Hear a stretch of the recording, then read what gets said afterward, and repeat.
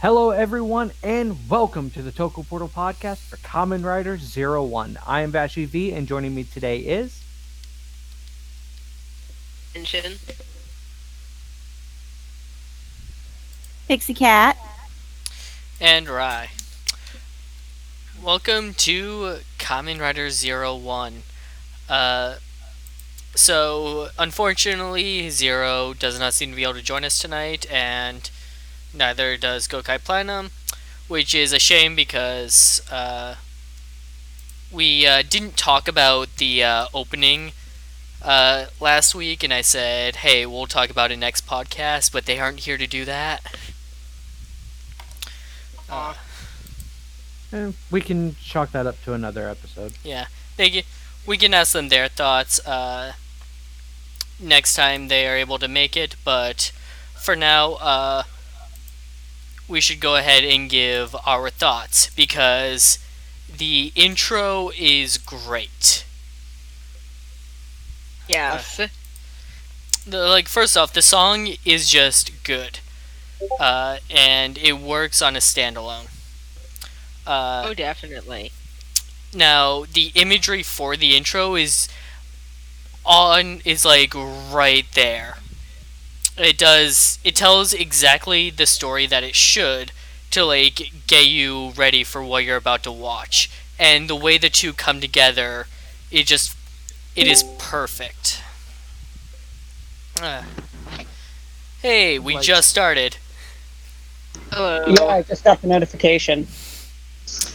Uh, we're actually just talking about the I know everyone's speculating about long-haired art, Izu, so that's gonna be an interesting thing.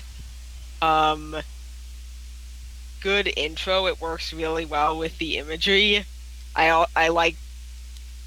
What I liked was Aruto's desk getting piled with tons of folders and them sliding down over his head while he cries. Yeah, it's a really good opening, and I like that it's perfectly in sync.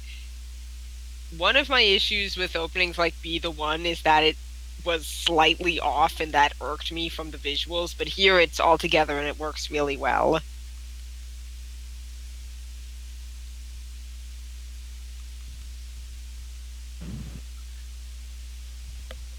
I've been really enjoying the song since it got leaked or revealed originally. People call it a leak even when the company itself does it. But That's not yeah, a leak. I know, but they leak culture. Ugh.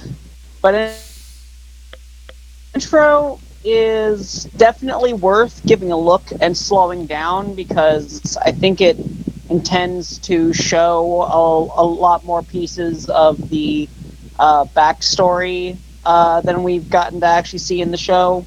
They're kind of out of context, but they're just good enough for speculation without being an outright diagram.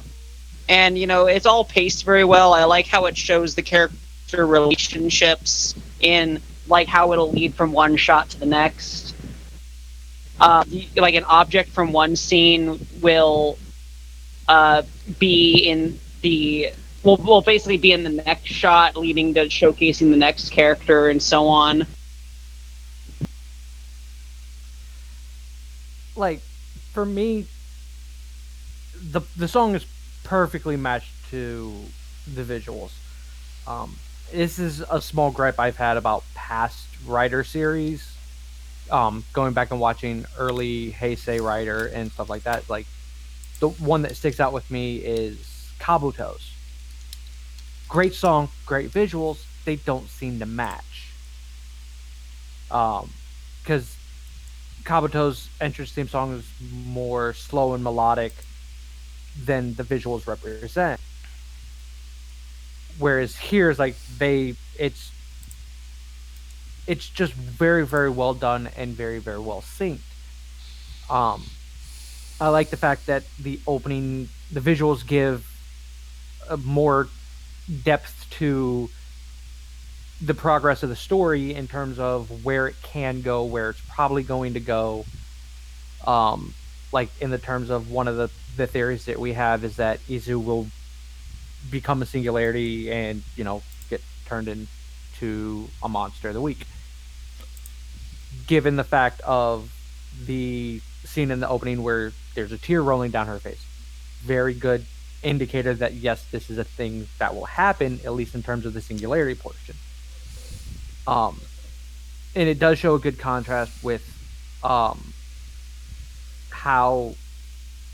Izu is there for Aruto in the opening. It carries it over to a more caring thing through the visuals of the opening that we haven't reached in the show. Given the fact that this entire series is written by the guy who did X-Aid, I have one little gripe. And it's only because I have to mirror this to X-Aid. I'm disappointed that they've showed us characters in the opening as writers before they're revealed in the show as writers. Like, I understand it happened very early, but with X-Aid, to start with, the only one who was shown was Emu, and then we got Hiro, then Taiga, then Kiria, then Dan, and then Kiria and Dan died, and they were removed. It's like, I liked that aspect of the opening for X8. Is like, I'm a little disappointed that we don't seem to be getting that this season. I know, right? Like, we were so spoiled with the evolving openings of X-Aid that there's like at least 6 different versions of it that I can immediately think of. And yeah, I do wish that it was not maybe, I don't know, I feel like the X8 opening was very apparent with some things, but not with the things that you're it was mostly, the X8 opening was mostly blatant about the relationship between Emu and Parad and kept a lot of other things pretty ambiguous. This keeps the story a bit more ambiguous, but keeps like reveals of like who's going to be Rider and stuff, makes them more obvious. I mean, anyone that looks at toy scans does, know these things already, but it's still kind of like for the people that don't, it seems like it could be it seems like it could cheapen it for them. Right. Like, and for me, this is the issue like that I have with a lot of openings throughout anime, throughout television, where the openings give away more information than the story has progressed to. What other examples do you have of that where the opening shows more than the show has gotten to yet? Bleach was just off the top of my head. Bleach was good with it. Naruto was good with it. They did that constantly. It overreached, not very far, but enough that it kind of pulls out the big reveals. I don't remember if it was like specifically Sentai or Power Rangers that did this, or like maybe both in some cases, but they would have the Sixth Ranger in the intro, the episode the character was introduced. Did they do that with Beast Morphers out of curiosity? I'm behind. No. Beast Morphers was good about not doing that. I don't remember, what series did it. I just remember it being a thing and bothering me. Like, Beast Morphers did it, but they got a pass on it, because the way that they did it is they introduced the character in the first episode, and he'd been a major character. Like, it was through, how they do, the support roles for it. For easiest way to put it, would be if Bulk or Skull became a Power Ranger. Here's somebody who's been in the show since the entire start and is a major character to the story, but we're just not going to tell you he's a ranger yet through the opening, so it does the opening that way. All right. Just here's another major character who's integral to the story, but not a ranger. It's like they separated that. To me, is to me with openings and stuff is and this is more of a personal gripe from my particular point of view, is if you're going to do an opening in this type of way, is don't reveal information in the opening that is supposed to be a secret down the road. I mean, I kind of, for me, it sort of depends. Like, I don't want them like, okay, like JoJo openings will for that anime will straight up show you what characters die, and that's. I mean, I know I get that the manga's like 30 years old at like pretty much, or like 20 or 30 years old, A depending on the spoiler part is you're still a adapting, spoiler. but, I mean, the thing is that I don't really care about most spoilers. I just care about the climax, like the character driving moment for the climax being completely exposed, or the like ending of a mystery being completely exposed. But I think that openings like the one in Zero-One actually give you stuff to help you piece the mystery together on your own. Like, for instance, we were talking last time about how the metsubojinrai.net kind of the name of that suggests a relationship between Hiden and Ames and Metsubo Jinrai itself. The ending of the opening here also sort of suggests that by showing them all the members of each group together in a network, all staring towards the same point. I feel like that is. I feel like it still doesn't tell you what happened or why it happened, but that there's something you should be looking for. What was the connection that you mentioned, by the way, since I wasn't here last week? Okay, so the kanji that make up Metsubo Jinrai, they use the kanji Horobi and Jin to make up the two words Metsubo and Jinrai, which of course refer to the names of the Metsubo Jinrai group. But then also their name includes the kanjis for death and thunderstrike. Now, a skull and a thunderbolt make up the Ames logo, which suggests a connection there. Whoa. I know, mind blown, galaxy brain moment, right? Yeah. The person Valkyrie was reporting to, like, we don't know who he is, could be anyone. I think it's Bowser.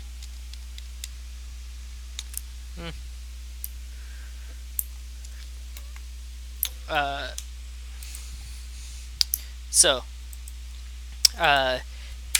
in this week's episode, Aruto is taking a tour bus to watch Anna, a Humagear who acts as a tour guide. And they pass by Daybreak Town. The common story for what happened is that a maintenance error caused the explosion. And one young boy, Go, his father was in charge of that, so a lot of people blame his father for making the mistake.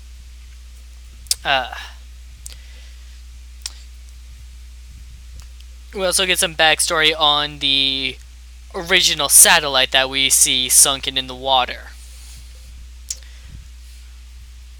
Now, during the visit, the bus driver turns out to be a Humagear and is the monster of the week when he is infected. So, we're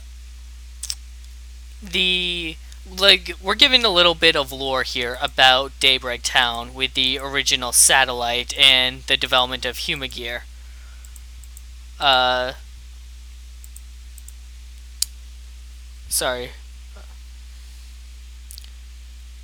Okay, Looking I'll for go.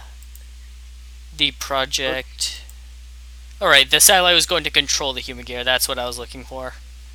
Yeah. Go on. Yeah, it's a lot of interesting bits of little information. You get Arta remembering that Fua says the Humagear went berserk. Like a mention that several nuclear reactors exploded supposedly, which is why this area is quarantined. And I'm like, in that case, if there's radiation, they should be way further off. but then that ties in with the thing, like, it's probably not an explosion. Also, with, like, the shot of the satellite being launched into space, if that fell back to Earth, in that incident, that would make sense why it is now underwater. Do they explain why the area is flooded, though? No. It's just the explosion destroyed. Closest thing I can get to it is it created a giant fucking crater. Got it.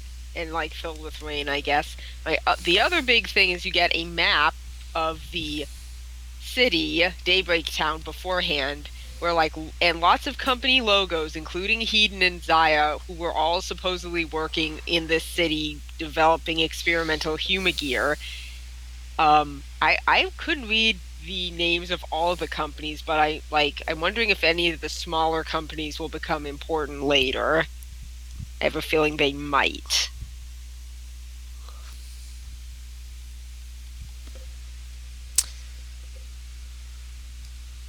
Yeah, I noticed that too.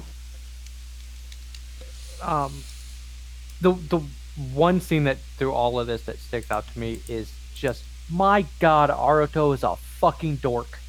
Yeah.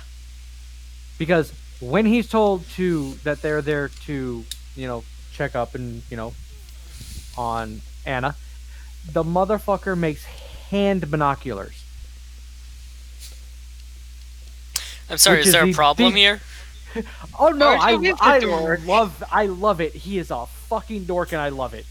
Because that's literally the shit I would do. Yeah, same. For someone with a bad sense of humor. Again, hello. I mean, this. I love how pretty much any time you see him not being, where he's not being serious, pretty much any time that isn't intended to be super dramatic, he's always acting in a goofy way, just doing regular things. He does regular things, but in a goofy way. And this would have it be. I like that when he had his secret identity, and he was. It would make him seem more inconspicuous because he acted like more of a fool. And I hope that even though there are some events later on in this episode that change that dynamic, I hope that in terms of his relationship with the public, he'll continue to be able to obfuscate some of the ongoings of Zero-One and Hedon by just continuing his goofy demeanor. Like, him being... Just realized he's like Spider-Man. Constant jokes. Oh, yes. That's one of the reasons I fell in love with Spider-Man, is why I like Zero-One. I also like really stupid puns. I did like the fact that, I mean, it was fairly quick that they dropped it, but I'm glad they didn't go over the, oh my god, here's a humagear and look, it just reached singularity. Like, they completely glossed over that. They set the rule, and so it happens, so we know that humagear reached singularity. We saw nothing of it. It's just a thing that exists. And I'm fine with that. I don't need to see every episode the humagear gaining humanity every time. It's something that I'm glad they didn't run with for very long in terms of forcing us to see it. I am amazed that it dropped as quickly as it did, because usually this is something that would drop off around episode 10.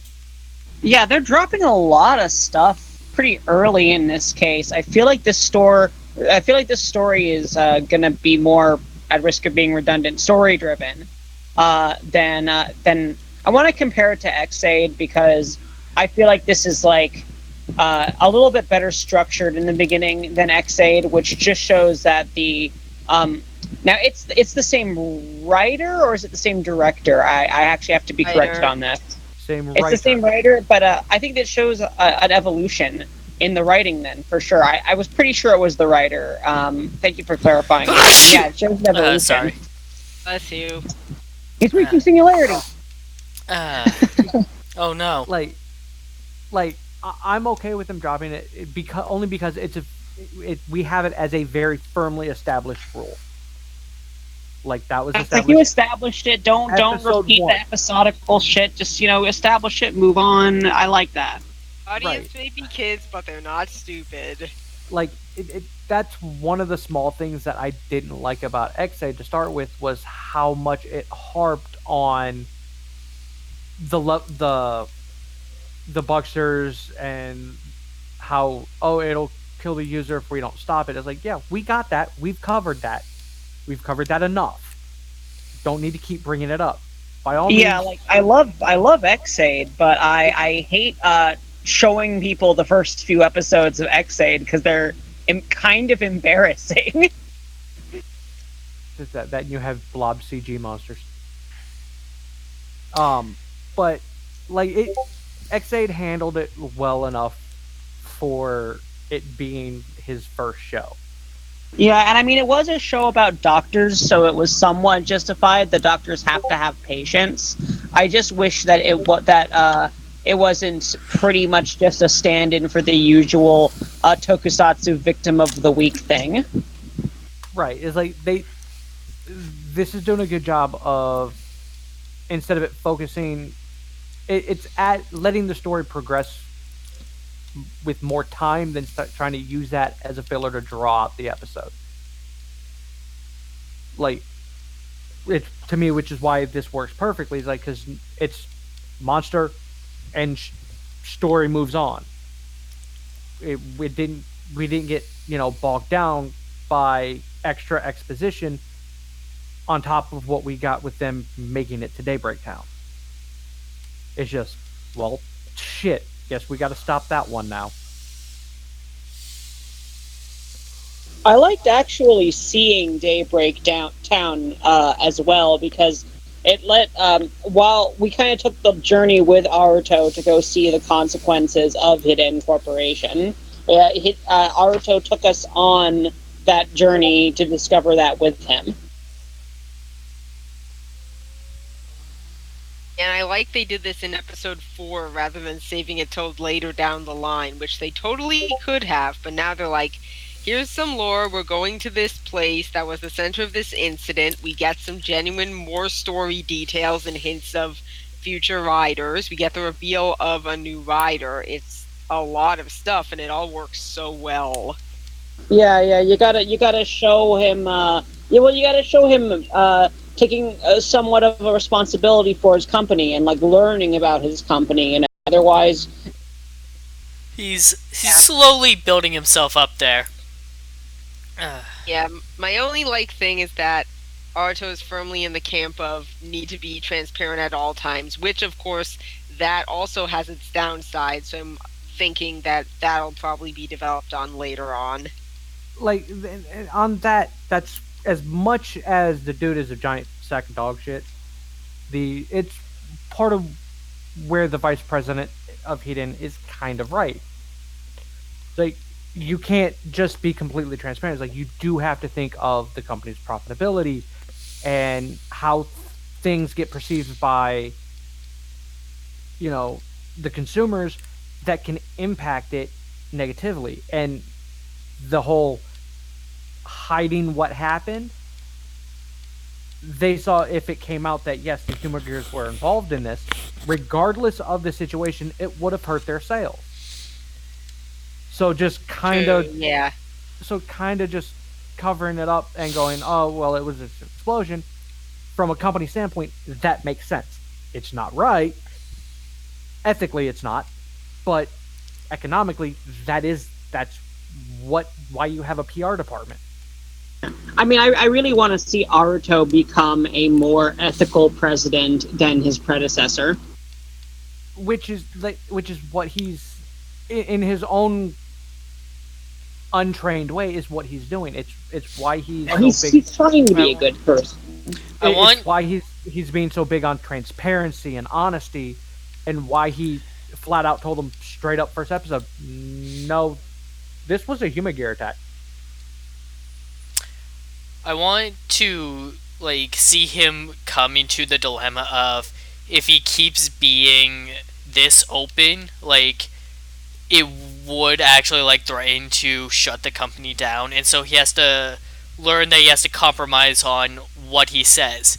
He can still be open and honest, he just can't say too much that would keep putting them in a bad light.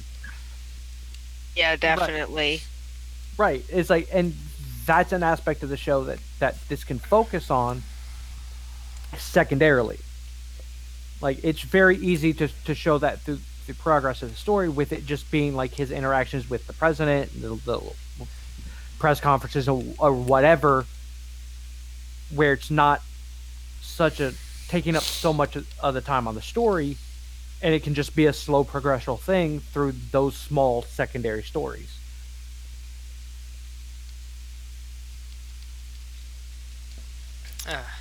So the monster of the week, it's like another bat monster, but this one actually flies. We get a dual henshin between Vulcan and Valkyrie, and I love the angle that they shoot it at, where you see them from a distance on opposite ends, and Vulcan still punches the bullet. Sorry about that.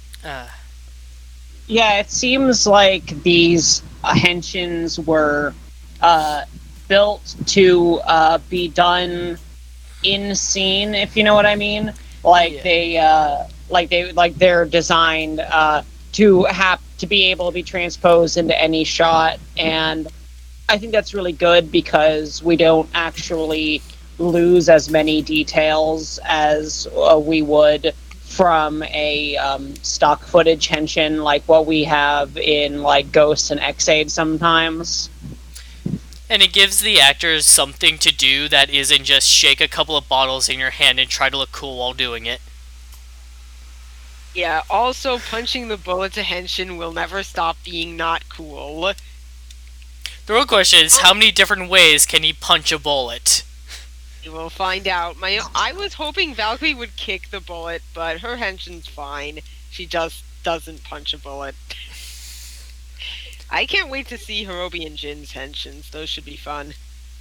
Like, I can't wait to see that. I do like the fact that they went through and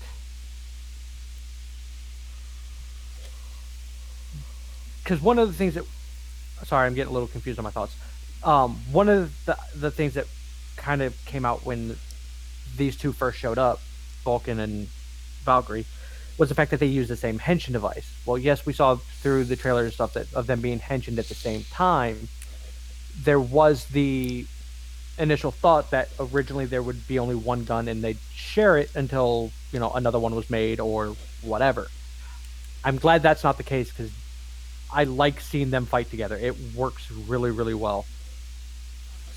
Yeah, I mean, they even have matching color schemes. Blue and orange are complementary, and they just look great together. They're very they have a similar enough look while being contrasting. It's yeah, they're great together. And the riders henshined with the aims tools have a distinct look to them compared to Aruto using a Hiden belt. Like, I saw a concept art of what Aruto would look like if he henshined with Wolf, and like it's still in his style. It doesn't look like what Vulcan looks like. And it looks really nice. So go. Like, little kid who's like feeling the weight of his father taking the blame for the explosion. Vulcan tries to assure him that, like, no, it wasn't your father's fault, it was the Humagear. Anna, though, all she knows is that it was a maintenance error. To her, that's the correct history, but even Aruto has doubts, and so he confronts his vice president. Hey, what happened at daybreak? The dude refuses to speak, even when Aruto gives him an order as the president. He was totally involved. Dude knows everything. Probably he did something he regretted because he, like, he might be trying to save his butt, but I think he also is like, no, I don't want to talk about that because that I did something really stupid back then. No, I don't think this So is. maybe I don't think he's this guilty, has. but I doubt it. I don't think this personally involves him, or at least not in that way. Okay. This is more of a, if this information gets out, the Our company company is will ruined. crumble, and he can't trust Aruto with this information. Got it. And he already doesn't like Naruto, so of course Like- that makes sense. Like, the few people that know the truth, the better. No reason to tell anyone who doesn't already know. Got it.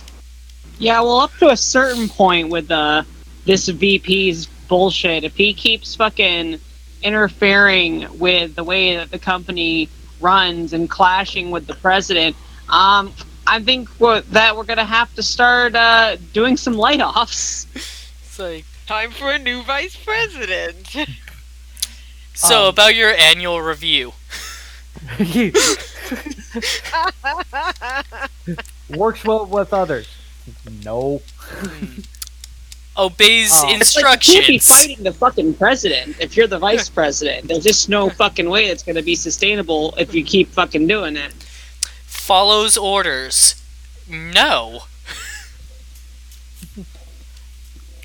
Shares knowledge with new employees. No. Real quick. Washes his hands when he leaves the bathroom. No. Reports accurate information to the president. No. On a side note, the episode 2, it was not a bat. What was it then? It's all the Um, same animals, yeah. Well, What was specifically, it was a the name Kyun, because that's what it was, is from Kunosis. I know I butchered the hell out of that. An extinct genus of flying reptiles that lived in the late Triassic period. That's terrifying. it? Wait, yeah. how do you spell that? I'm gonna look up a picture.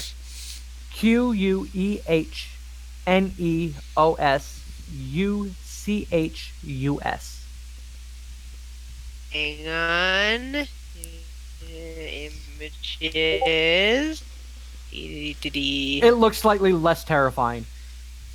It hang seems on. like they're all prehistoric animals in the case of the transformed the Magirs, as they're called. That's right, they're called the Magirs.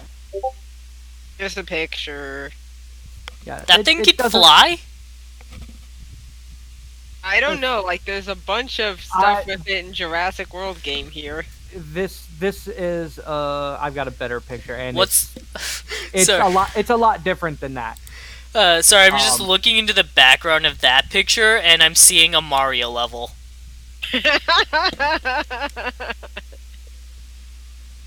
What kind of Russian bootleg shit is this? Like the picture I found is the one I found is from Wikipedia for it, and it literally just looks like a normal lizard with fucking Okay, wings. that's what I was expecting to see. That's an airplane lizard. Yeah, I was like, okay, so then why does it look so different? Well, it's Jurassic World, whatever. It's like a weird hybrid dinosaur. Yeah, Jurassic World's cool and all, but more of a kaiju series than a scientifically accurate dinosaur series. Yep. Okay, so, moving on from cool dinosaurs. Vulcan, offers to take Go to Daybreak Town to try and investigate the truth of what happened. Meanwhile, Aruto is troubled himself, and he also wants to go and investigate the truth. After all, Anna's job as a tour guide is to report accurate information, and so he needs to help out a troubled employee. I really like that wording. Aruto is each episode more and more treating the Humagear like people. So remember, the first thing he does in episode 1 is argue that robots can't understand comedy, and he is immediately proven wrong. And 4 episodes in, like, he's treating Humagear like yeah, you're a person. I'm wondering if like Arto's treatment helps like to move them towards singularity at all. Well, so far, Like people. none of well, no, one Humagear that Arto has treated with respect became a Magir. Okay. 2. All right. I can only think of the security guard that he tied like the Or thing Mamoru. onto. The guard and the chef. No, Yes. the chef. The chef did not become like one of the actual monsters. He was just a generic infected. He was a grunt. Like any of them can become grunts. It's only the ones reaching singularity that are the actual like monster of the week.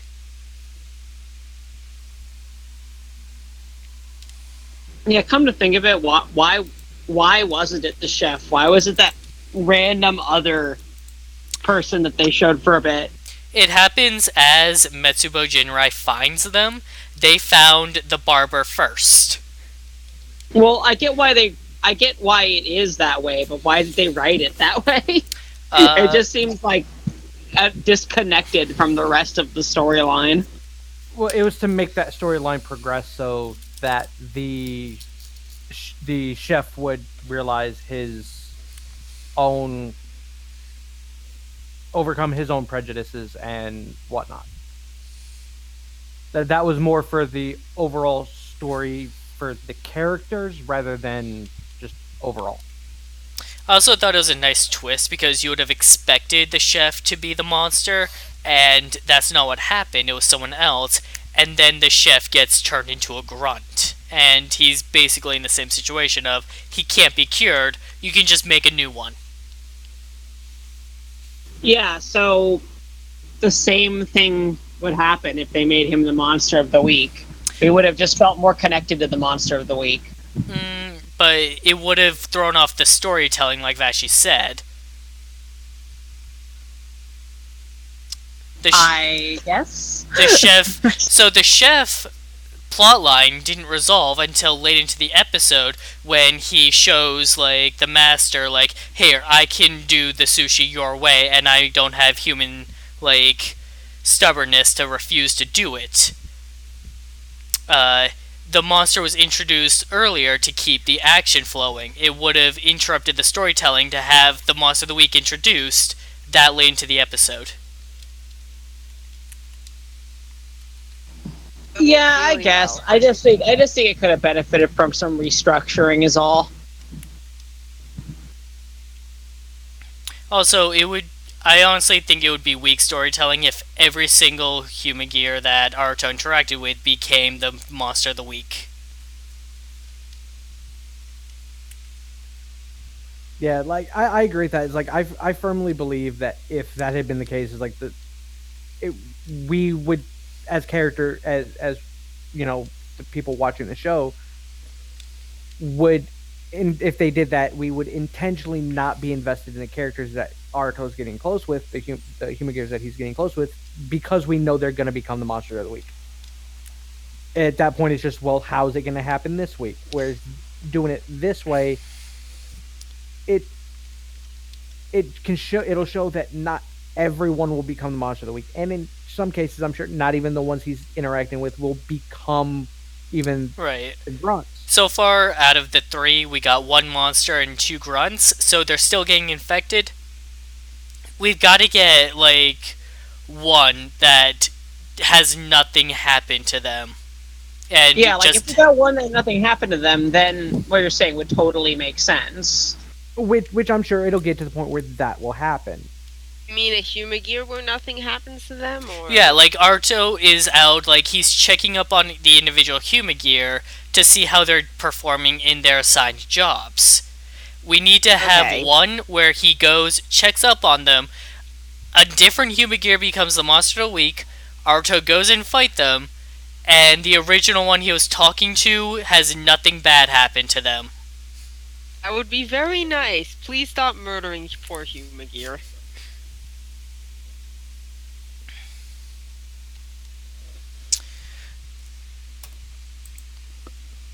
So, we get to Daybreak Town.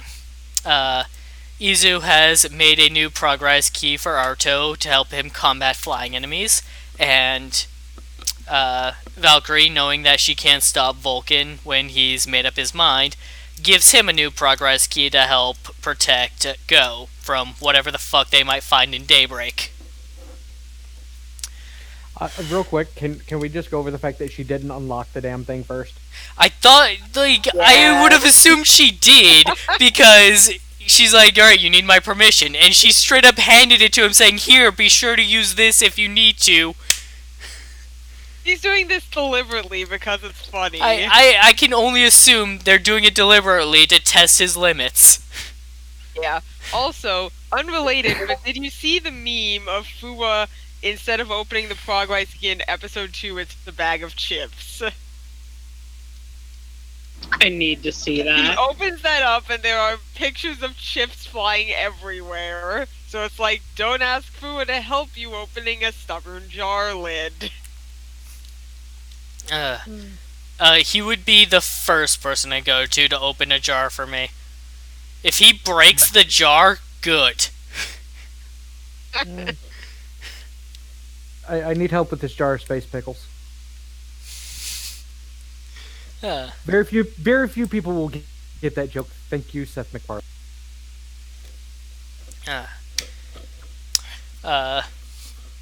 So they're on the outskirts of town, like preparing a boat to go in, when they're attacked by renegade Magir, like grunts from the original incident. I think I found out why this area is off limits. Yes. There could have been a sign saying, warning, violent Humagear, keep out. Well, no, they can't. They're covering it up. If they say violent Humagear, they'd be like, what the fuck do you mean, violent Humagear? Are you building weapons? Silly. I know that. That's why it's like, that's the hypothetical sign, but you can't say that because then you expose your company's wrongdoing. They say, hey, prohibit area. Because guess what? There was an explosion here 12 years ago. It's unstable terrain. See, I'm of the firm belief that if you're going to keep somebody out in this particular manner, because in fairness, the people that are putting up the keep out signs are the ones who are trying to cover it up. So you're very, very aware of the renegade Humagears that are inside Daybreak Town. I don't know. Warn that the nuclear radiation is still bad and you'll grow a second head. There's more effective ways to say keep out.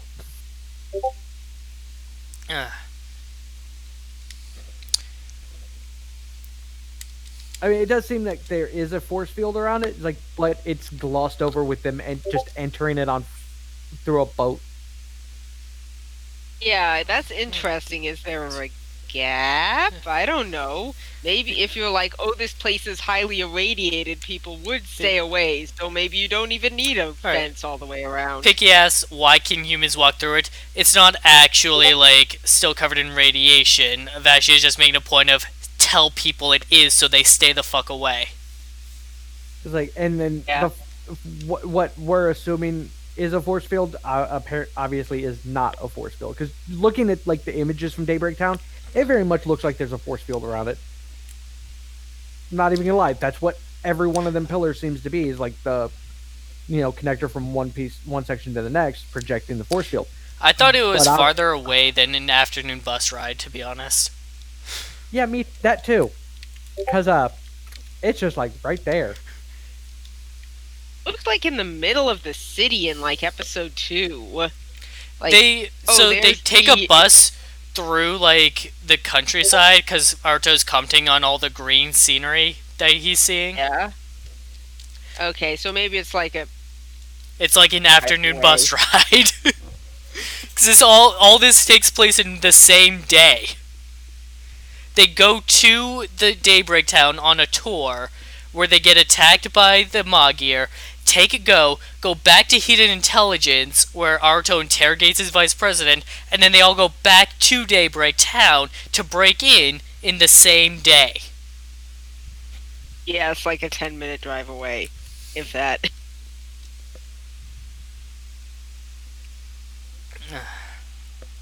So, Aruto has decided after his interaction with his vice president, that he's tired of keeping secrets and covering things up. So he throws caution in the wind and reveals himself to be Zero-One in front of Vulcan. Vulcan is shocked, but doesn't engage. Like, he cooperates. Aruto will handle the monster while the rest of them go into Daybreak Town to look for evidence. Yeah, that was smart of Fua, because I think that he realized, oh, well, okay, things are actually different than I thought. Maybe I should go along with this and see what's really happening.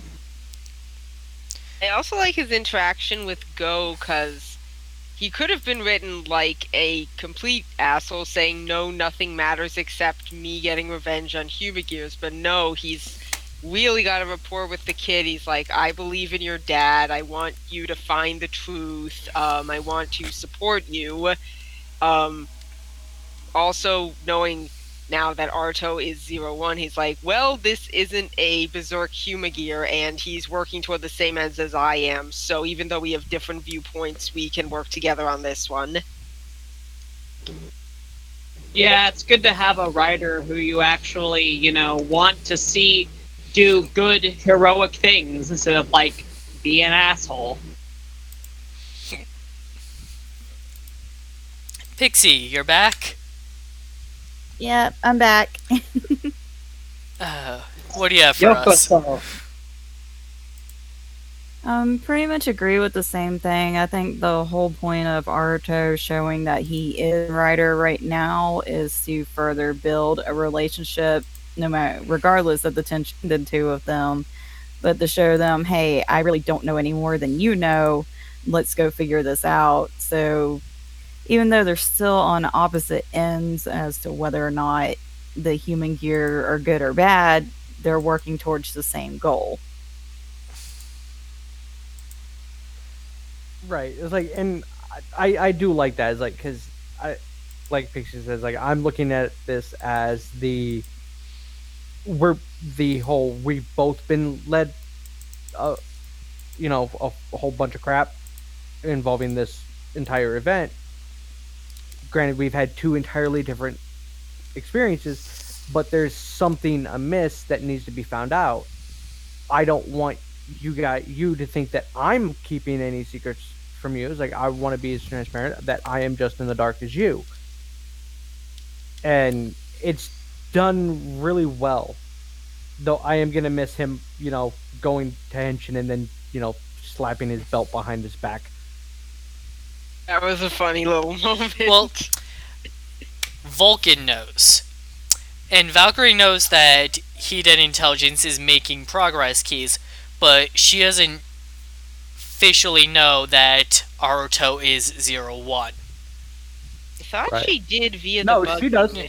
She I'm knows. pretty sure she knows. She knows he knows- has progress keys, but does she know When- that it's him? Yes, because when she reported it to Mystery Man at Ames, he went, along the lines of, I don't remember exactly what was said, but Zero-One will be, integral in whatever, the president of Hidden. Okay, so we're taking the hidden identity writer and throwing it out the window. Right. The only thing right now is Aruto doesn't know that Yui knows. So I actually do like this because Aruto is making the choice for himself. Like, he was suggested, told, hey, keep your identity secret, and he's deciding himself, no, there's no reason I need to do that. Like, and that works really well. Is like, I like both sides of the story that this could have gone. I like it being his decision to go, nope, I don't care. Let them know who I am. This works best for what we're trying to do, and it works beautifully. But I also, in because Ryder is really bad with the whole secret identity thing. Like, I don't think there's been one successful one where it's lasted long enough for it to really matter. I thought it was really impactful when Shinosuke did his reveal like halfway through the series, but that's the only time I can think of a time where it was effective for the story. Right, and that's what I was going to point out. Is like Drive did it phenomenally, because it wasn't a matter of it being his own choice. His hand was, it was still his choice, but his hand was forced in the matter, because it was literally either transform or all your friends are going to die. So it came down to the only way to save them was for him to own up to being Kamen Rider Drive and transform and protect everybody. And the whole show's tone changes after he reveals himself publicly. Oh, that show gets so much more serious after that point.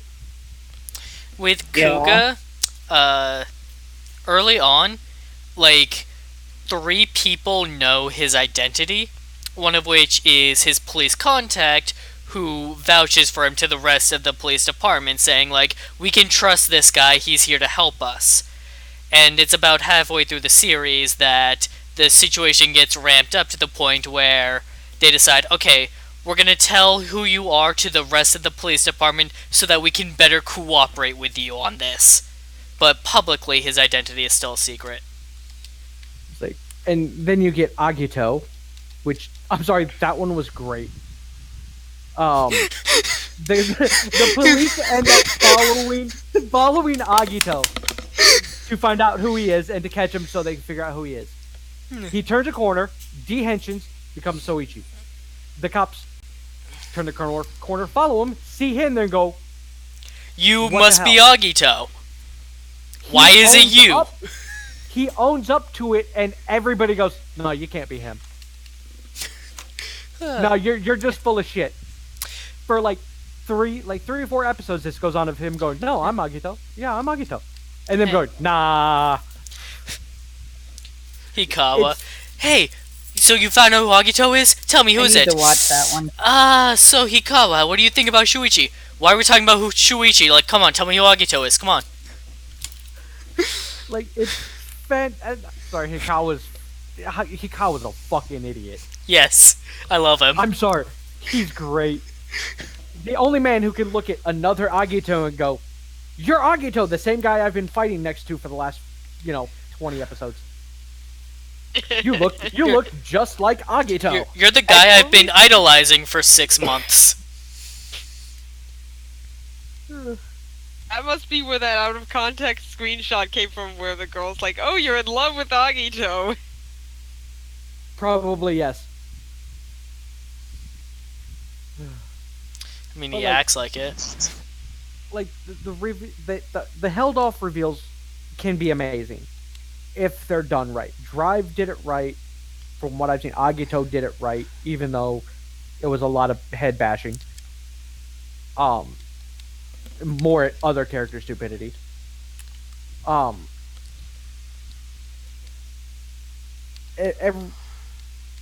like I like that idea of having to. Because I mean, I grew up on Power Rangers, so every standard Marvel superheroes where it's, oh well, you got to keep your identity a secret to keep your family safe, and all of this to keep your life as protected as possible. And then we have like writers like Gentaro. Fuck you, I'm a Kamen Rider, be my friend. Huh. Hey Teach, I'm gonna go befriend that monster I'm about to beat up. Later. Like, there were a few moments of like keeping that secret from like specific teachers. Mainly, suspenders.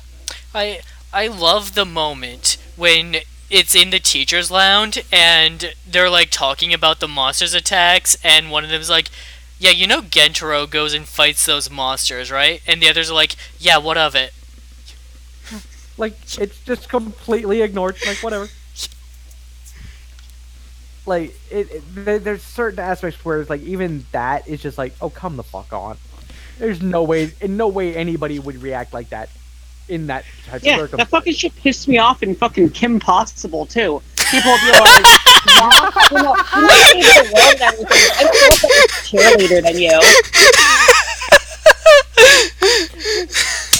I didn't see enough of Kim Possible, like, and I wanted to, but it's like, yeah, I can totally. Now I'm thinking, yeah, Kim can totally, and her friend can totally skip high school to go beat up obvious villains.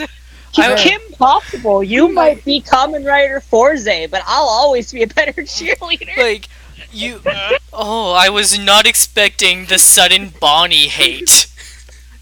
We went from Fuck Tokusatsu Oh. to fucking Kim Possible. This is the furthest we've gotten away from Kamen Rider since I've been on the podcast. This Oh, fucking jeez. Rider That was was fantastic. going New places. tangent record. Oh, man. Like usually You- we say in some version of Tokusatsu with like the references and stuff like that and stuff like that. Like that was A1, man. It was just Oh. like, shit, man, I'm gonna fucking do it. I'm gonna make this the timeline we live in. What did Bonnie do to you? Wow, that came from somewhere personal. I've only seen every episode of Kim Possible like 3 times. Oh. I need to get on. Kim Possible is Right. awesome. Naked mole rats. I've seen most Thank you, episodes at least once, but I cannot guarantee I've seen every episode. Gee, okay, back to Kamen Rider. Oh, that was a trip. Oh, Ryan's like, where did Bonnie hurt you? And we're all showing our ages here. Our younger listeners are like, what the fuck, Kim Possible? if you don't know what Kim Possible is, go. I don't know. Is it available anywhere legally? Probably Disney. I think TV Nihon subs it. In English. That would be fucking hilarious. Are we talking about something impossible? Yup, this is our timeline. Ryan, please don't die of monster. No. And to take it even further from Kamen Rider, Sailor Moon. How the heck did all of them skip class constantly to go fight things, get seen in public with no mask, no nothing, and people still didn't connect the dots? Magic from their tiaras, apparently. It's like, nah, there's no way that could be Usagi. Her hair's too long. Usagi doesn't I'm- wear a fucking diadem. What are you talking about? I am now officially a little disappointed. I no longer hold the record for making Rai laugh the hardest. Oh, Well, I'll take that title with pride. jeez. Crown has been passed. Oh man. So in Daybreak Town, they're looking for evidence, but they can't really find anything, and Go is starting to give up hope and is ready to just admit that his father was a failure. And Vulcan, while like encouraging him on, like, no, you can't give up, your father didn't do anything wrong, it's the human gear who are at fault, is fighting off a bunch of like grunts without having henshin yet. So you have Aruto debuting his flying falcon form outside. Spread your wings and prepare for a force. And then Vulcan... Holy shit, it was so fucking cool. Then Vulcan backhands the bullet to access his punching Kong form. Enough power to annihilate a mountain. It's like, specifically, like, what are they talking about here? Enough arm strength, enough punching power. How are we measuring this? How are we measuring this Do enough to not build take them question out? the driver. Just raw destructive anger. Like, did you see the way he cracked open this one? Yes. I mean, He- if, Oh if yeah, we're he just, went 8. He was literally screaming on this one. He didn't scream on the wolf one, I don't think. I think he did. Oh, True, he just yeah. had Yeah, he bulging did. neck muscles the first time. Well, now that key's easier to like open now. It just takes a little bit of Yeah, you already effort. broke the lock once.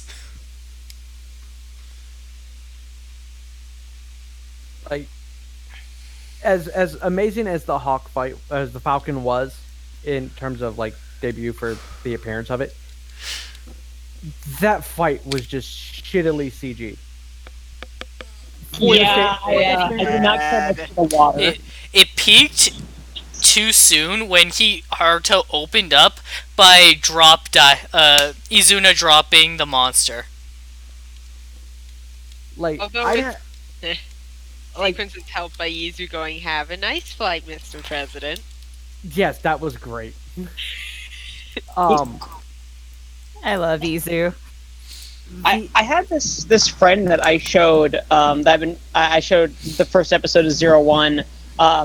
They've been slowly taking my suggestion to watch Rider, but most of the time when I show it to them, they just fucking like arbitrarily complain. But they were like, I think they jumped the shark in the first episode because they were trying to go so hard for the Reiwa era, and I'm like, nah, it's kind of normal for the first episode to have a higher budget and shit, but this series has just been going balls to the walls the entire time, and now I think they're at the point where their budget has finally peaked with this fucking shitty CG water. It's like, well, we had this huge scene, but we don't have the budget for it. Here you go. We have this instead. And I mean, the choreography was still cool, but it just looked really bad once they started going over the water. But we still have to get to Mighty Maximum X. which is coming soon. Yeah. In terms of CG quality, I'm going to say this was slightly worse than the Ultraman group fight in the latest Ultraman movie. Oh, I haven't seen that yet. Is it bad? It is very odd looking. Everything looks like plastic. Are we talking like that one Chinese bootleg Ultraman level of quality, that like Legend of the Dragon kind of thing? I Or don't is it better than know. that? It's not bad, but it's just off looking. This is worse. Like before the podcast is like I brought it up. It's like it very much looks like a commercial for the Gomb Rising games that they release every year for each new rider, where it just looks like very bad video game footage. I honestly think Gomba Rising on average looks better than what was in this scene. Like it very much looked like it was you could I mean, yeah, we could obviously tell that this was entirely CG, but it was to a level that was way overly obvious. I don't care if it's obvious, I still want it to be fucking ugly. Yeah, I was really disappointed with this fight. I was so excited to see the form, but I was disappointed with the freaking I'm Peter Pan flying. Yeah, I just liked it better when I the can Falcon fly was like flying You into crappy the Disney I can fly music. like I liked it better before he transformed, like with the Falcon fighting the Magir in the sky before like forming around him. Yeah, like I would have liked to have seen some wings, some kind of a wing attack.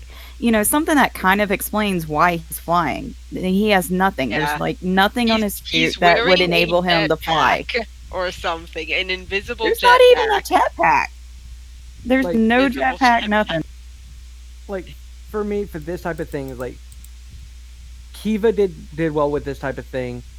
Granted, there wasn't very much flying in Kiva, but there was a little bit. And then to me the best one that explained like why this character can fly without it being the form has wings was Tajador from O's, where Yeah, Tajiro is good. they just kind of manifested behind him. Like they weren't real wings; it was more like just like CG animation thing to it. But it gave enough precedence for him to be able to fly beyond the fact of yes, he's got a hawk on his chest. Yeah, this was just like it's like if they just saved something like this for later, it probably would have been fine. I just think that they fucking blew the budget a bit early. Probably, but gotta sell the toys. What do you think is gonna fund next year's bad CGI?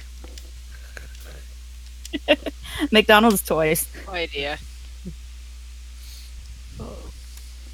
It'll be whatever they shell out for the movie, whatever little character thing that they tie into the freaking show for no fucking reason.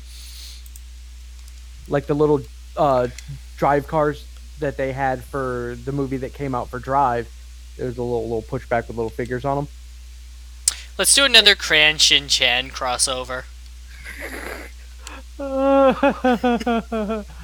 God, that was terrible. I just watched the Shin Godzilla Crayon Shin-Chan crossover. Now that was What? something. Yeah, like Wait, how the hell do you?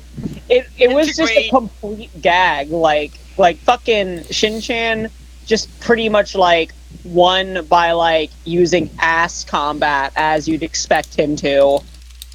And I like haven't even watched Crayon Shin-Chan. To be a man, you must have honor and a penis. Is that where that comes from? Yes. yeah, it's the English dub first was episode. just raunchy. It's the fucking- dub in the first episode. The fucking Japanese version's a bit more childish, while the American version's just raunchy.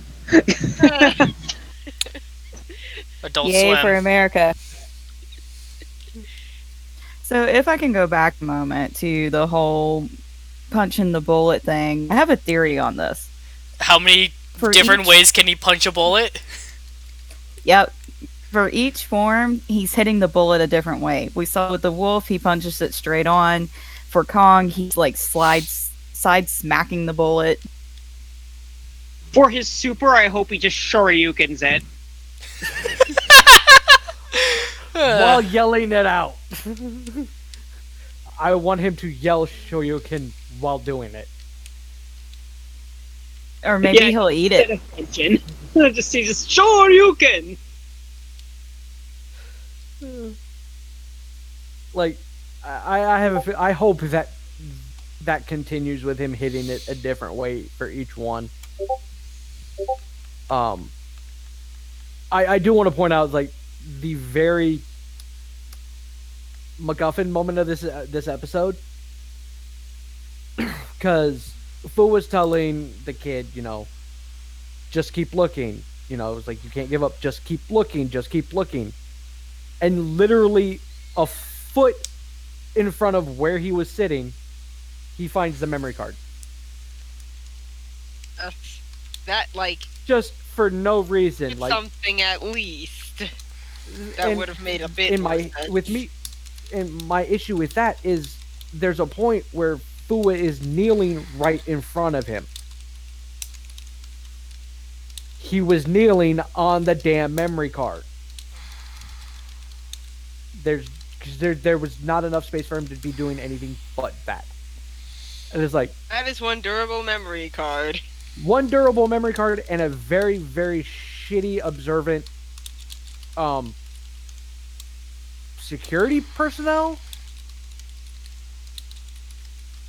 Sounds like I me can't trying really- to find something. I'll realize it's been under my foot twice before I find it. Well, at least you haven't looked for your phone for an hour while on the phone. I did something close. I've- When I was like not 6, but like 7 or 8 or something, I was looking for a Pokemon cartridge that was in my hand for 2 hours, and I cried at one point. I've gone to look at something, couldn't quite see it, put on my glasses, still couldn't quite see it, go to look for my glasses. I've never had glasses, so I can only imagine how that is. It must be a trip. Oh god, I that's don't annoying. think I've lost my glasses while wearing them yet. I have. I have done it. It is very annoying. It's real easy because you still can't see what you're looking at, so you naturally think, I should put my glasses on, and you're so accustomed to wearing them that you forget you're already wearing them. Yeah, I've done that. I've actually reached up, knowing I had already took off my glasses, actually reached up like I was going to readjust my glasses on my face just to realize they're not there. I then took them. So, back to Kamen Rider. Uh, Who needs Zero? We're doing great on our own. uh, Go One of these days he's gonna get pissed off at the joke. Ko finds a micro SD that somehow wasn't damaged in the explosion, and so Anna takes it and inserts it to scan the data. At the same time, Aruto and the monster fucking break in through the wall, and it immediately latches onto Anna not being infected and corrupts her. Uh, but her tour guide function overrides the infection, and so she displays the images left on the memory chip. It shows the last moments of Go's dad right before the explosion, which confirmed that the explosion was caused due to Metsubo Jinrai causing the Humagear to rampage. All human personnel have evacuated, except for Go's father, who stays behind to seal off the building to make sure the Humagear don't get out. His final word before the explosion: go. I'm just like, Really holy touching shit, Go was important. Bad for his dad, and he has one scene and really sad scene overall, plus what happens to Anna immediately after this. It's just, I'm like, wow, all of this is coming together and it has great emotional impact. Yep. It's a sad lore moment. Yeah, just really sad, but also really good at the same point because it proved that they were right. His dad did not cause the maintenance failure that everybody thinks his dad had, and that they have been pretty much putting on this kid from the day he's born. Your dad killed all these people because he was a fool. So now the kid's kind of like vindicated his dad was actually a hero by sacrificing himself and trying to destroy and potentially trap all these infected human gears. Like, and it also takes a little bit of Fua's anger away too, because Fua blamed Hiden for all of this, which in some way they technically still are at fault. They created human gears. He blames them for covering it up. Right. So and that's what it is now, because he was blaming them for the entire event from start to finish. So having the, solidification that Metsubu Jinrai was behind even the events back then, that it wasn't Hiden's fault that the Humagear rampaged. It was, Hiden's fault that, Daybreak Town went boom. But again, justifiably so. It was more that there's nobody here from what they could tell, so we're just going to blow it up. It's the safest option to do. I mean, and his dad, the kid's dad does it in a very, very heroic manner. And I have a theory as to why Anna overrode the hacking, or how that happened. Because I firmly believe that there's a difference between the buckling key hacking and the monster of the week hacking. They're two different strains of the same virus, for lack of a better term. The belt one is overrides the ones with a singularity, and that's what's needed. The other one can just override any, but I think it can only fully override the ones that haven't reached singularity. I think that through all of this, Anna reached her singularity, and that's what caused it to not fully take hold. Yeah, because you definitely see her fighting with it, because it's definitely taking control of her. You see her turn into a grunt, and then you see her come back and kind of fight within herself before she shows the footage. Yeah, I kind of just took that as like showing that, hey, it's not going to be bad every single time a Humagear gets possessed, because they actually have willpower of their own and the ability to resist the possession, which just goes to support the show's thesis of Humagear having the equivalent of a soul, even if we don't understand it to be one in the same sense as a human being. Right, which in this case would be the act of singularity. Would be the equivalent of it gaining the soul. Yeah. So this would be the point that yes, the monsters can infect ones, but only those that have not reached singularity. The Got only it. thing that can infect the ones with the singularity is the belt and key. That's Mirai. Oh, right. So, like, this gives a little bit of solidification to that, which I really hope is the case, because it's still kind of theoretical as why that happened. But that's the only thing to me that makes sense of why it just didn't take hold. When we've literally seen it just turn a mass of fucking Humagears into fucking grunts.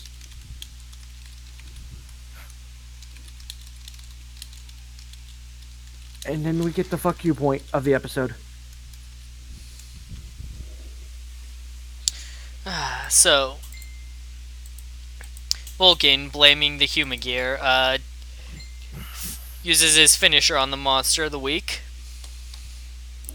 And not caring that Aruto was in the way. Oh yeah, they make it set up so that he looks like he's blaming Aruto, and that he's taking his aggression out on him, before the shot misses him and goes straight for the monster that we all forgot was there. Admit it, you forgot there was still a monster.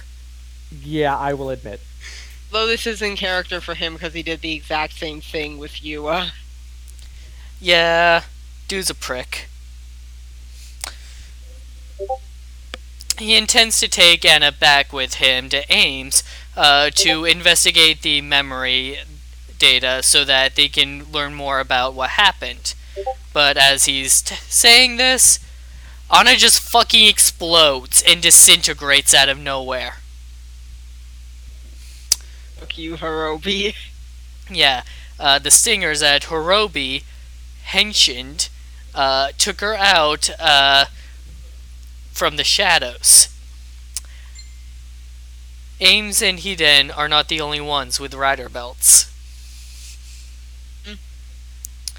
And cool detail, these three groups, all their rider belts are different. Yes. Unlike in, say, X-Aid, where everyone used the same belt. Except for the buckle visor. Mm-hmm. Yeah, that didn't get enough play, though. So, a small little tidbit for those, and spoiler warning for those who don't know what's coming. And they put a little Easter egg in this episode, and the only reason why I mention it now is because we're mentioning the other riders and them having their own belts. So there's another company involved in all this, and it's aired through this episode when they do the little map of Daybreak Town, and it's a company named Zala. And this is where the spoiler is. That's where one of the next Kamen Riders is going to come from. Is from the Zala Corporation. So, like, the next Kamen Rider is gonna... So Thouser is gonna be from the Zawa Corporation, then? Do you mean Thouser? Yes, it's Thouser. Yeah, and doesn't Thouser also have a belt of his own? Yes. Oh. Yes, he Every does. faction has their own unique belt. That's really cool. Like, it's a nice little touch with how that I feel like, yes, they had this in X-Aid the kind of same way, that the only ones who could use that henshin device was the Bugsters. Except for Dan, because Dan's the jackass. I like how all the different belts still use Progrise keys. Like, it's done really well, and it to me that shows that all of these groups are very, very closely connected, beyond the fact that it was Daybreak Town and we were trying to make AIs. The unique thing is that, yeah, they all use Progrise keys, so anyone could use them. The belts determine the kind of form that they take. Like I was saying earlier, Vulcan and Valkyrie look similar in their forms, but if Aruto were to use the wolf key, like it would look more like his style form. Like, and I mean, because this comes into play when, again, spoilers for those who don't know. One of the what is it? Jin gets the Falcon progress key, and it looks that entire setup looks completely different on him because it's a different belt system using the same thing. Same flying power, but not the same setup.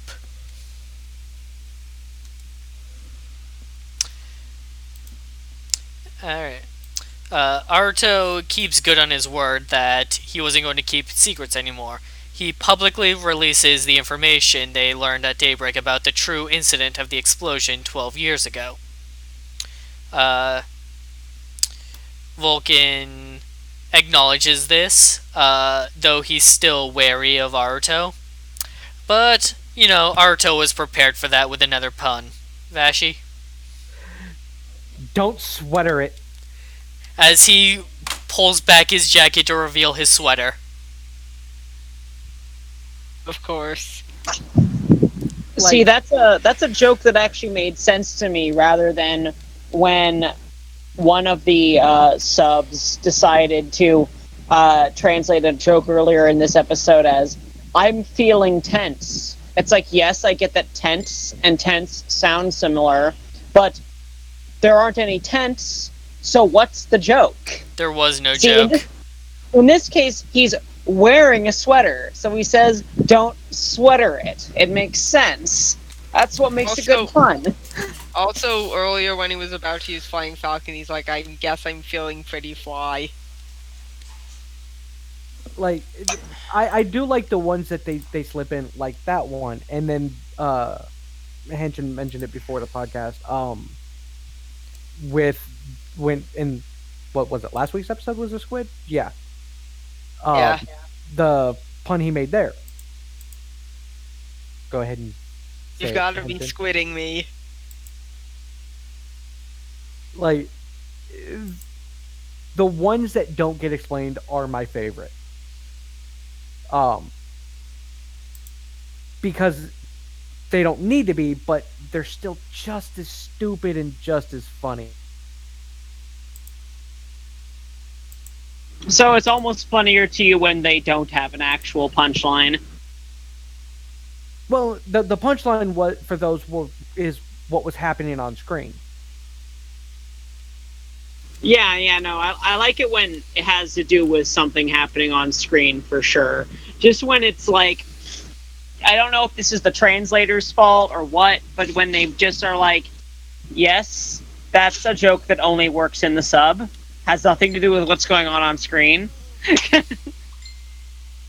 Like, those are the ones that they have, for the most part, they have Izu explaining. Like, granted, this one really didn't need it, but it makes sense why they did. Because for this one, that's literally just the gag. I was a little disappointed myself because the version that I watched of this when it came out, for some reason, had Japanese subtitles for that entire section. I think TV Nyan is still figuring out how to translate the puns appropriately. So, because we watched a quality assurance version, it was effectively unfinished. That's why that part was still subtitled. They were still working on it. Like, yeah, the ones usually posted is like the alpha version, so there are parts where it's like translator's notes. Like, and it's like, and I'm fine with that for the most part. It's like, and I understand that they have, new personnel that are working on it for TV Nihon, and it's gonna take time to get into like the play and use of things. But this is the first time that I've seen them just put in Japanese subtitles instead of just leaving the scene blank. Yeah, that was weird. Like that threw me the fuck off. I thought Google, because I had it in my Dropbox, I thought Google just overrode the subtitle system. I'm like, what the fuck am I doing? Like I thought it broke. And then, which I guess is just them doing. I think like putting the kanji there would help them try to like translate it better, rather than trying to listen to what they're saying. Right. Like Yeah. personally, what I think they're doing is they're obviously translating, off of, at least if they're doing it the same way that they used to, off the script. And then they're taking what's on the script and matching it up with as it's being said in the show, and then going back and translating that. So that way everything's still placed where it should be. And it makes it to me, that would make it easier to change while things are still not in a compressed file. While they're still technically two separate files, and they're just matching them up that way, like timestamp wise. To me, that would make it easier than having to go, oh crap, he started talking already. Got to move that forward. It's if they're overlaying them as it's happening, and then translating off that, it would be easier to match up. I've never done translations for anything like this, so I don't know if that's actually what's going on. Well, what they actually makes the most sense to me. What they actually do is they actually do use a version of the script, but the script has time codes on it, as well as font codes.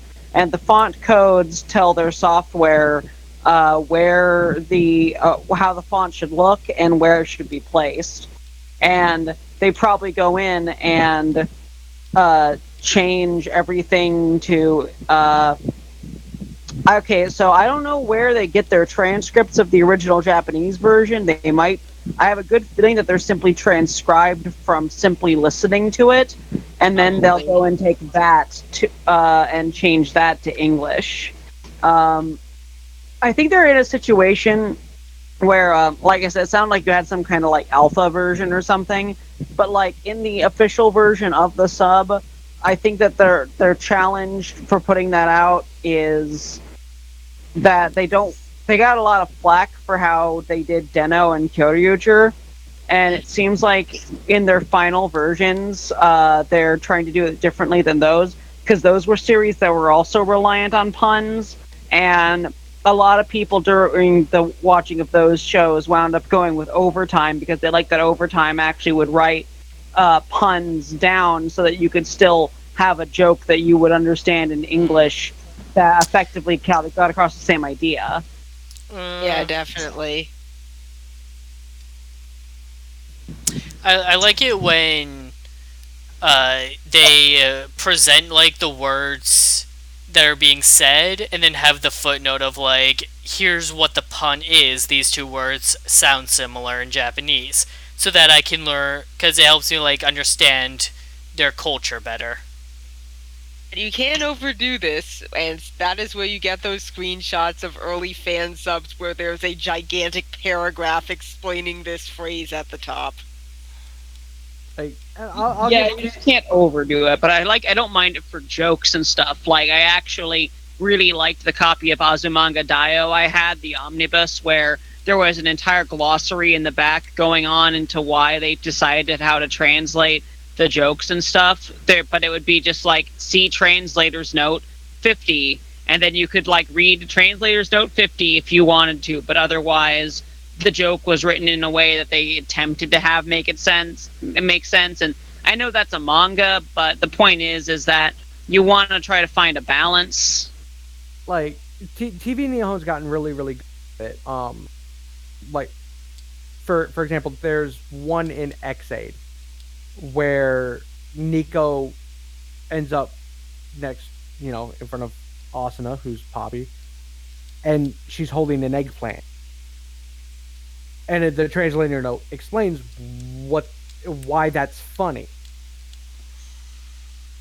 And, it's like, but without it being this, giant long scroll of text, it was just, here's eggplant, here's what it means in Japanese. And here's, it was very, very short and very, very condensed and very well done. It didn't take up a lot of screen time, and if you weren't paying attention, you could miss it, but it was still there for the people who wanted to know the explanation for that. And that's a good idea. Yeah. The issue I've gotten with a lot of other subs is they will either over translate stuff by translating things that shouldn't be translated. Like, nobody should ever be called Mister in anything for Japanese, unless you're literally saying the word Mister. Unfortunately, that's how I had to watch Kuga. But then there's things that people who've been watching this stuff for years, even the people who are kind of that people are like, for me, I'm showing Pixie Rider. But I know she has a background with anime and subtitles, and most everybody who's watching this does. You don't need to translate Nesan or Nissan or Oji-san, Okasan. You don't need to translate any of that. You can leave that Leave as the is. honorifics be. And right, you don't mess with the honorifics. If you need to put a translator note because it's something new or something, that's not really used a lot, like Hime being one of them that gets used from time to time, put a translator note about that, but leave the damn honorific. And stop translating names. Leo Red. Leo Red, the worst one. The worst. God damn. ExtinctionThunderstrike.net. See, I'm okay. I'm okay with that. Also, I've seen a new one. Call it Thunderclap of Destruction. That's a better name for that. Thunderclapofdestruction.net literally killed me. I've seen another one, Furious Thunder. Furious Thunder? No. Doesn't fucking work. Fucking no. And like I said, this is where you get into why you don't translate shit like that. Q Ranger was the worst offender when it came to other fan subs that I've seen. Because like he says, they would put on screen the name of the character in English letters. So, Okami Blue would be written on the screen, OG Black. And they would still translate it to be, obviously Taurus, for the content. Black, ooh, yeah. Whatever blue. When I was doing my my Q Ranger videos, I gotta remaster those because the audio is just shit. That's why they're not on my new channel. But I had to enter 2 versions of every single Q Ranger's name because there were some people that watched the subs where they translated it, and there were some people where they watched the subs where they left the names the same. And it made it so that my tags were just completely filled with fucking names. And to me, that's bad. It's why I'm glad it's starting to fucking change now, where for specific things like character names, ranger names, whatever, you don't translate it. You leave it as what it is, and then if you need to explain what that particular part of that name needs to mean, then put it in parentheses, over top of it. Yeah, ideally, I'd like us all to be using the same names to refer to characters as. You go to any country, talk to anybody from anywhere, we all know that it's Shishi Red. Yeah, and the only example I can give of this that pertains to anything that I've watched is Sailor Moon. A lot of people in America grew up with the 90s English dub where all the characters had completely different names. To me, I do not know who Usagi is. To me, her name is Serena. Tuxedo Mask is not Momomaru, it's Darien. Yeah. So when you start talking to fans in the other countries where they did not change their names, it becomes very confusing and there becomes large debates about what the characters' actual names are. And I think that's where translators go a little overboard is they focus so much on trying to translate things that they Yeah. don't give credit to the creators of these TV series, animes, mangas. They don't give them enough credit for their names. And I think it just kind of takes away from the artists who spent their time coming up with these characters to change the names so much. Yeah, And that's the especially same for with the most fans. anime. I can tell you the worst sub I've ever seen in my entire life. What's up? And it'll I want to hear. I watched a sub of Dragon Ball Z. Okay. Oh no. What was wrong with it? Where Goku is talking to his son named Rice. What the fuck? Wait, I've heard of is this. this a pun? Did they literally translate a son's name? Well, that's what his son's name means, is Rice. So, okay. So to clarify, Akira His son is Akira Mohan, Toriyama right? doesn't know how to like name characters. So when he was making Dragon Ball, he just opened up his fridge and wrote down what he saw inside. Opened up Yeah, his that's a what? true story. I really hope he didn't have cheat cheese in his fridge. Well, sometimes he just writes down whatever he's thinking about, I'm sure. He is Like- a bit of a dirty old man. Like Frieza is literally a freezer, and all his minions are just named after vegetables, fruits and vegetables. Like, I have an even worse sub that I've seen. My friend gave me a bunch of anime DVDs because he was done watching them, and I popped them in and realized that they're obvious bootlegs that not only have encoding errors, but I was watching the One Piece DVDs, for instance, and Sanji's name was Sunkissed, like the soda. What? So, well, I mean, at I least have an important question here. What was Zoro's name? Oh gosh, it's been so long that I haven't watched it in like 15 years, but I remember that a lot of characters' names would change back and forth if they had an R or an L in their name. Like Luffy would go from Luffy To Roofy Roofy? to just Roof. Sometimes it would be just Roof. like we had that issue here not too long ago because there was a character named Wright. I want to say it was Sentai. Right was the name of Tokyo Ichigo. Yes. Oh yes. I remember that issue. And Right. Okay, you're saying right. and then initially it was that. Well, is it supposed to be Light or is it supposed to be Right? Light would have And been it- too on the nose. I agree with right. Oh, and me too. Plus, he's got like a big R on his fucking jacket. Doesn't Yeah, he? right? Yeah, he's got an R jersey. Like it's done. Like I understand like those choices for instances like that. But when you're changing characters' names to something completely different, or removing honorifics to give a close enough social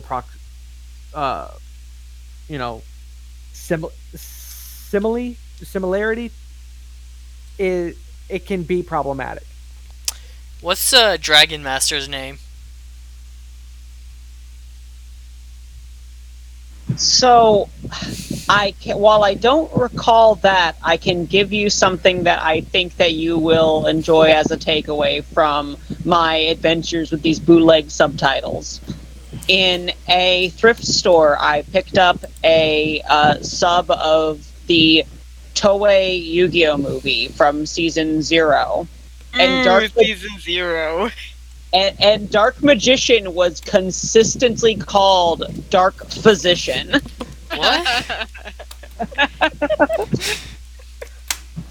I still have these tapes and these DVDs, and I've always wanted to go back and make screenshots of them. And now I know that there are people that probably have some questions about this veritable bootleg treasure trove I've got. I know. I'm looking at it right now. I know where the fucking discs are, and they've been through 6 moves, so God knows if they'll fucking still play. But I'll fucking give it a shot. It's like, Yeah. and like I understand, like, even technically what we're watching is bootleg. Technically, by all accounts, we're watching bootleg. We are But this was just to allowed. flip a cheap profit out in China when they didn't even fucking know English, so that they could just sell shit to fucking tourists.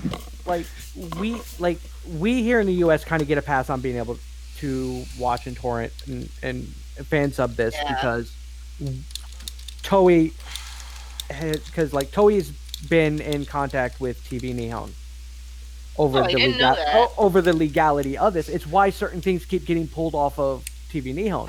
Yes. Oh yeah. By the way, Dega Ranger is gonna go soon. Shout is catching up. Ah, So if you don't have Dega Ranger, grab it. all right. So God as damn, things, not better. so initially, none of this stuff is licensed in the U.S. We are not their market. They are very aware that their whole purpose is to cash for toys and and merchandise and DVDs and everything that goes with the show.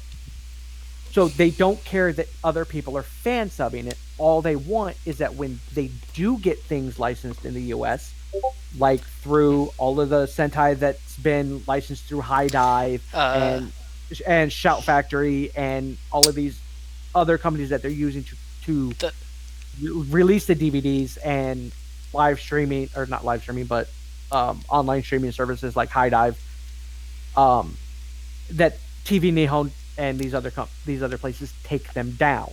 And TV Nihon is complaining because they could get C&D'd if they don't. So there's a whole thing on YouTube as well. There's 2 reasons that they'll take them off of YouTube that I personally know about, and one is that they don't want people from Japan or any of the other territories where it officially airs or is released to be able to get bootleg clips from Americans or other Westerners who watch the sub version, because we upload them just often enough that actually is a prevailing issue.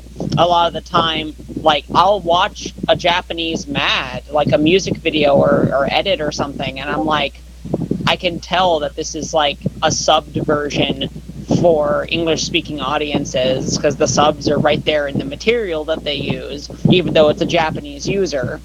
And the other thing that they really don't like is something that I'm known for doing a lot, and this is the reason why a lot of the time if you just try to upload any video with Q-Tama dancing in the title, it just won't, it'll just get immediately taken down, even if it doesn't have anything from the show in it.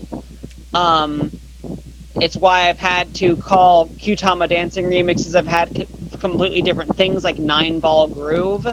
They do not like it when you pull pranks on people. They do not like it when you say that something is from their show and then it turns out to be a meme or a joke or ear rape.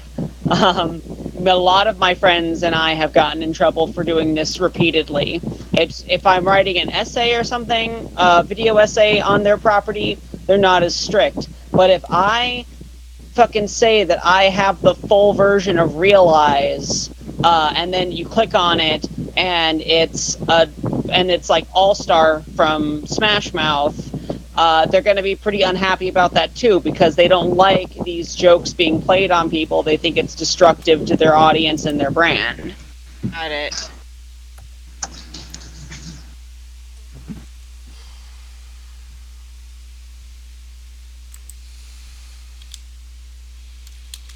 I think another problem we run into with translations is we're talking about the top 3 hardest languages to learn are English, Japanese, and Chinese. So just in that fact of trying to learn both of these languages is really hard. And then trying to learn all the different social cues and honorifics and all that, and trying to cross those over, I think leads to a lot of issues because the languages are so hard. Because the way we do our stuff is completely backwards and flipped from how they do theirs. Well, that's because English is five different languages wearing the disguise. Like the English language, as especially as Americans use it, is a massive amalgamation of stolen words from everywhere, from Latin, from German. Um, we have some that are Spanish en route, and it's a giant clusterfuck of a language. It really and truly is. Well, Japanese is kind of a clusterfuck too because they have hella loan words from German, French, English, as well as it being adapted from Chinese and having four different, five different types of script you use to write it. Right. Like I think that in between the two of them, I think Japanese is harder written than it is speaking or than spoken because you can write the same word using this what would be you know the romanji, the katakana, the hiragana, and I'll write the exact same word, but it'll read different because of what you how you're piecing everything together. Yeah, my sister, resident who goes by Resident Homo, known her, all my life. Always been a big anime fan, and she will just shout things at me in Japanese all the time, and I don't have the usually have the capacity to answer back in Japanese, but I do answer back accurately in English to what she said. But I can't. But I can't fucking read. I still don't have all my fucking katakana memorized, and I used to try to practice katakana when I was younger. So there's some, and I memorized all the ones for writing my name and stuff like that. But there's a lot I've already forgotten as an adult. Like it's bad too, like to the point of like just with character names, and this is shown throughout anime, throughout several different versions of Toku and all that, where a character will introduce themselves, and it's oh well, my name is this, and primarily it's the last name that they're referring to when they do this next step, and they'll go, and that's using this in or like moon in katakana, and then something else in uh hiragana, and then that matches up, and that's how they write their name. So you can have like the same name written like 30 different ways. Just depends on the what characters you're using, because it's mapping them all together, they'll all come out to mean the same thing. And don't even get me started on Thunderbolt Fantasy, where it's adapted from the Chinese series Peely, and thus every character has, if you're watching the English sub, has three different names. They have their English translation name from Japanese, their Japanese name, which is the translation of the Chinese, and their proper Chinese name from the Peely version. That sounds very confusing. So the point I was just trying to make overall is that translators do deserve a lot of credit for trying to translate between such diverse languages. But at the same time, I think they discredit themselves because they overfocus. And they could help themselves out a lot because most of us in America, if we're watching this stuff, we already know at least a little bit about the culture and the honorifics and whatnot. So they don't need to focus on changing that. They don't need to focus on changing the names because most of us can pronounce the names. We may pronounce it wrong, but we'll be close enough that if we meet a fan from there, we can talk about the same thing and know who exactly we're talking about. And like this, it's part of the reason why now I'm partial to TV Nihon, because TV Nihon kind of follows along that idea of there are certain things that we don't need to translate for the sake of we know our audience. And it helps introduce people to that culture. Right, because they'll like uh Shinkenger. It was a very good explanation for this. was the one.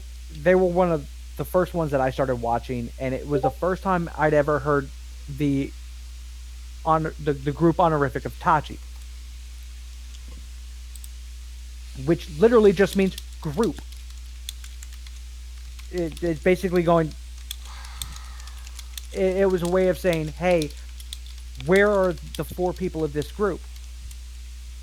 And it was used in the way they'd use it is, uh, where's I can't remember his name, but they'd use like Shinken Red's name dash Tachi, and the translator note was referring like they're asking where all of them are, because they're a very closely related group in terms of they're referring to him as a whole rather than an individual.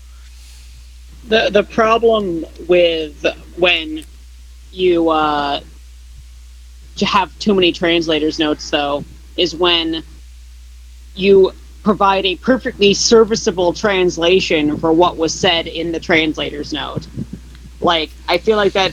I mean, I didn't see the same episode that you saw. I haven't watched Shinkenger in so long that I don't remember what the subtitles were like.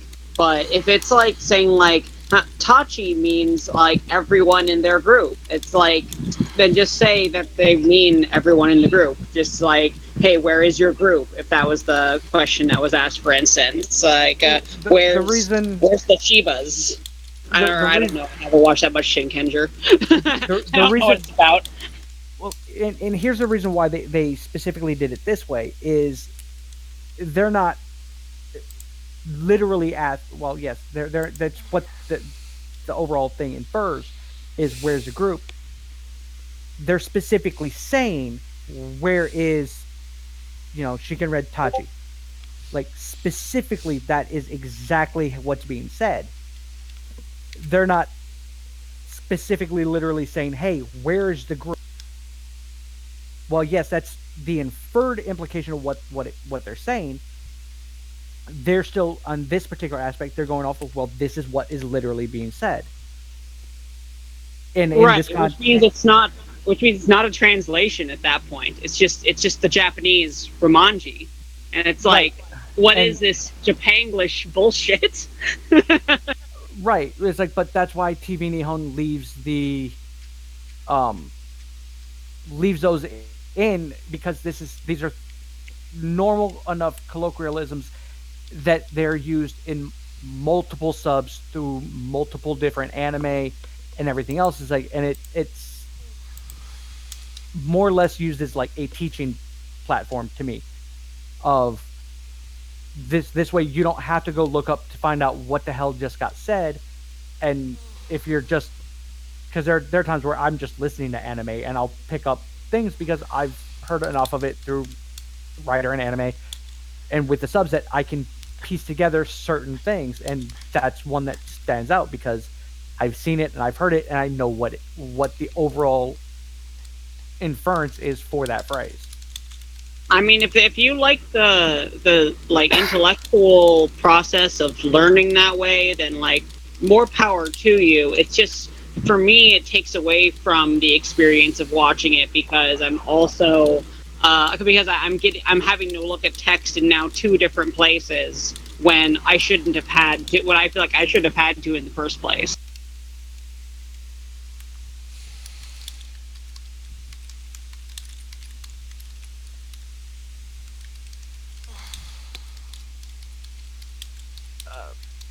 So we have been going for an hour and 48 minutes. And we've pretty much covered everything in the episode. You want to go ahead and give final thoughts?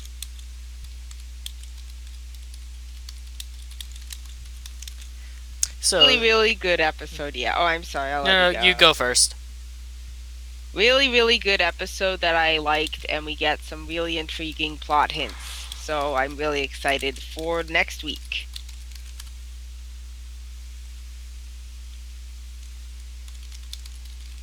Want me to go next? Yep.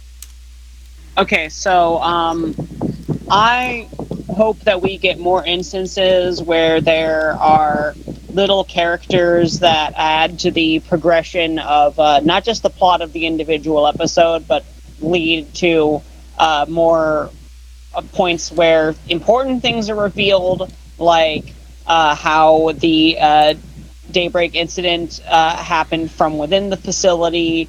And I hope they actually learn to maybe cut back and do some more down to earth episodes, because this one had like way too much action going on in an episode that was also a lore dump, and I feel like the whole CG flying around thing was just completely unnecessary.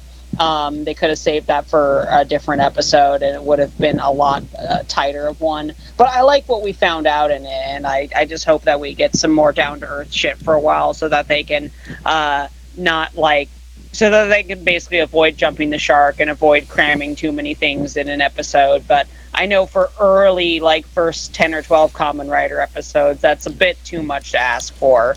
But you know what? Good lore dump. I'm still excited to continue tuning in each week and seeing what happens.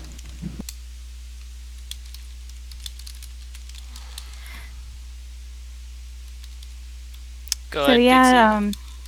I think the episode was a little bit too much crammed into one. I think this would have been a good episode even without a monster for this week, because there's so much backstory being done on it, and more we had Anna, we had the Ames people, we had the kid. I think that alone would have just been enough without the whole here's the monster thrown in and let's try to get the common rider in here and have him fighting too. I think it would have been enough with just the grunts going haywire while they're at daybreak and finding out more about daybreak. Also, in the episode, they reinforced that Hedon Intelligence is the one who put the satellite into the sky. And as we know, we've got the one in the sky with Izu, who's helping Zero-One. And then we also have the one that's with the terrorists that's sunk at the bottom of this alternate time reality where everything's already gone shit. So definitely looking forward to getting more information on those two satellites. I think that will come out more in the next few episodes. But yeah, it was just kind of disappointing with the new rider form and the fact that they didn't put as much into that fight and is more focused on the smaller fights. We got the better CG than the main one. Uh, Horobi mentions at the end of the episode, like, he killed Anna because he doesn't want them learning about their arc. And so I'm curious to know what that arc is. As The a sat- it's the satellite. no. But what is it? Yeah. Probably right. I think that it's more that's what they're using. That's what they hacked initially to Right. take over the human gear. So I think it's more they think it's destroyed and offline. Let's let them keep thinking that. Hmm. I'm still unconvinced on like what they're using it for and what it's doing for them, though, which is why I'm curious about what their ultimate goal is. Yeah, right now they're just kind of infecting human gear as they happen across them, but there's got to be like a bigger plan that they're building up to. Right, because like all we have now is destroy all humans. It's like as they're going It's right just- now, they're not getting anywhere, so this can't really be the plan. Right. And I agree. It's like I'm looking forward to seeing where that goes in of itself. Um, I side with Pixies. Like this would have been a good episode to not have a monster in, but you can't have a writer show without a monster in every episode. It's just has to. If you're gonna try and circumvent it, you just got to do what Fize did. Fize did well with that. I'm not gonna lie, Fize did very well with that. But it all in all, it was a fantastic episode. I did like the slight little change in the opening to show his shark form in the opening. the story was very well done. Some of the CG could have been done a lot better, in my opinion, but everything played out really well. Very emotional, a lot of backstory, and even though it's just still just stepping stones to the overall story of what happened, and seeing how that's going to match up with what's going on now, I'm very much addicted to this show.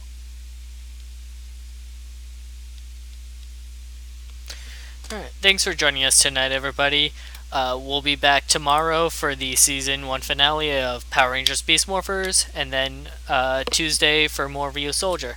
Thanks for joining. We'll see you next time. Bye. See you, everyone. Thanks for joining. Bye, everybody. Bye, everyone. Thank you all for joining. We'll see you tomorrow for Beast Morphers, or next week for Rio Soldier and Kamen Rider. And until then, remember, a jump to the sky turns to a rider kick. Go Cat Platinum, signing off.